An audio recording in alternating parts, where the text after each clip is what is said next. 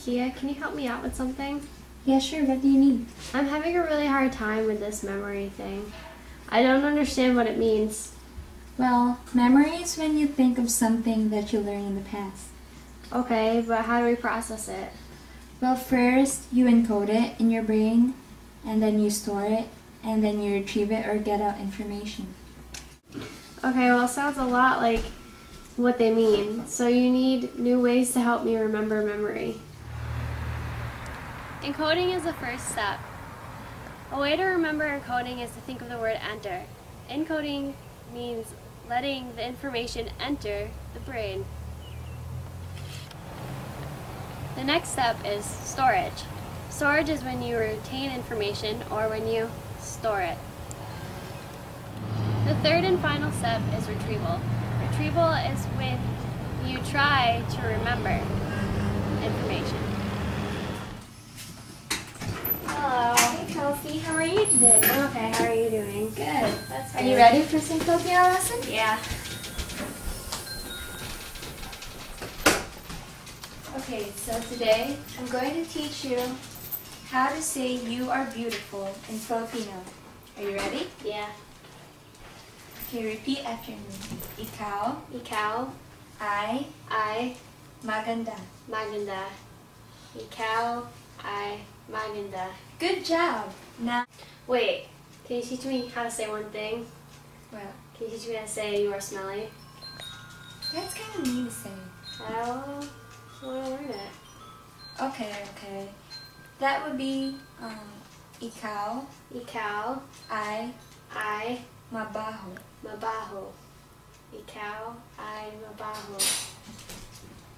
Now, tell me how to say you are beautiful in Filipino. Ikaw ay maganda. Yeah. Now, what about you are smelly? Ikaw ay smelly?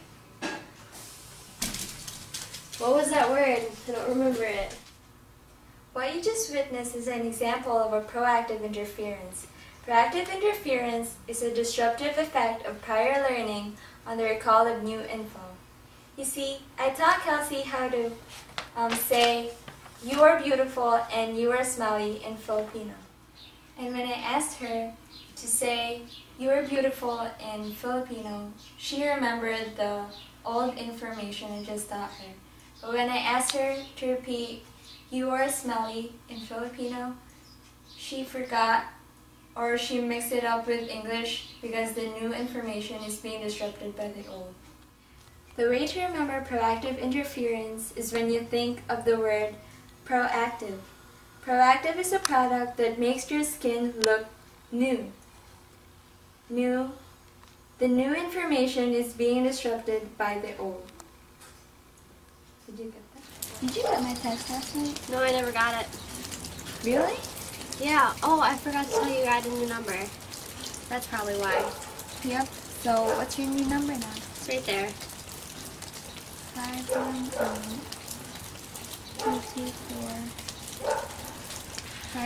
518-224-5046. Okay, I'll make sure it's after tonight. Okay.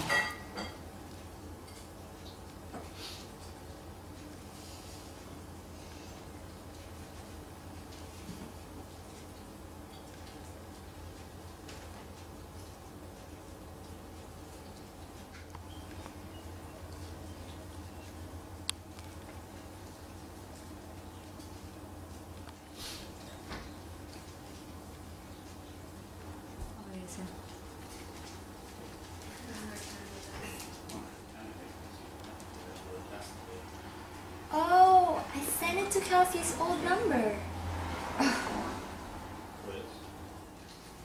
Retroactive interference is a disruptive effect of new learning on the recall of old information.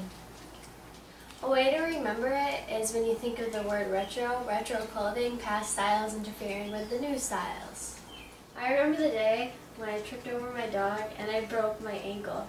I was wearing my favorite white hoodie and I stepped off the couch to see if it was raining outside, but I never made it to the window. I found out it was raining when I got sent to the hospital. I wonder if it's raining outside. Yeah, I think. You're replaying.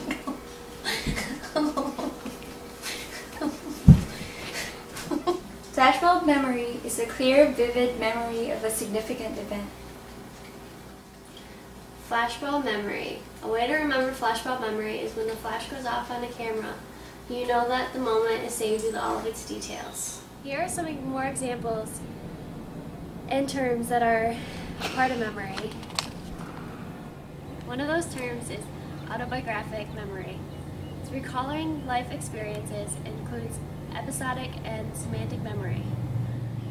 A way to remember it is auto. Cars are recalled for problems. Bio, and then me, my life. Autobiographic memory. Consolidation. Stabilizing a memory trace after initial accusation. Consolidation. Solids are stable memories. Episodic memory provides crucial records and personal experience. Episodic sounds like episode. Watching certain episodes on TV which remind us of our own life experiences. Semantic memory refers to long-term memory which is dealing with ideas, meaning, and concepts. It is not personally related. Sensory memory, short-term memory with the ability to retain impressions of sensory information after original stimuli has ended. A way to remember sensory memory is sensory has the word sorry in it. So you feel sorry for yourself after burning your hand on the stove, and you remember not to do it again. Long-term memory is a system for permanently storing, managing, and retrieving information for later use. Items of long-term memory can be available for a lifetime. Short-term memory only lasts for a few seconds. Sometimes information is sent to long-term memory. Here are some study tips to help you do better in AP Psychology. Make sure you study before you go to sleep. Your brain stores everything where it's supposed to go, and you're most likely to remember them in the morning. Study in a place where you can easily focus. Studying or reviewing the day of the test is fine, as long as you studied the night before. Be consistent with your study habits. It doesn't help if you only study once or twice and then stop.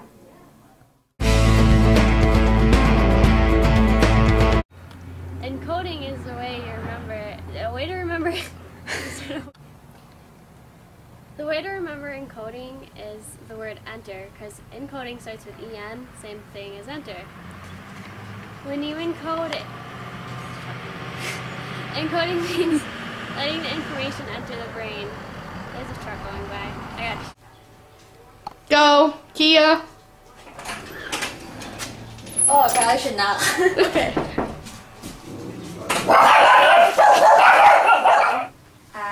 I, maganda. Maganda. Ikaw ay maganda. Good job. Now,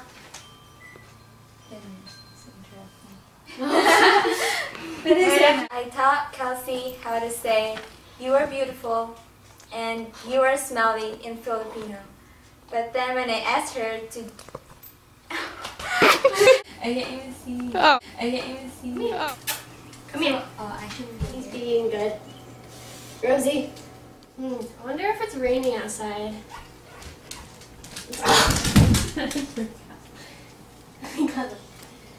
Yeah, I think. You're replaying.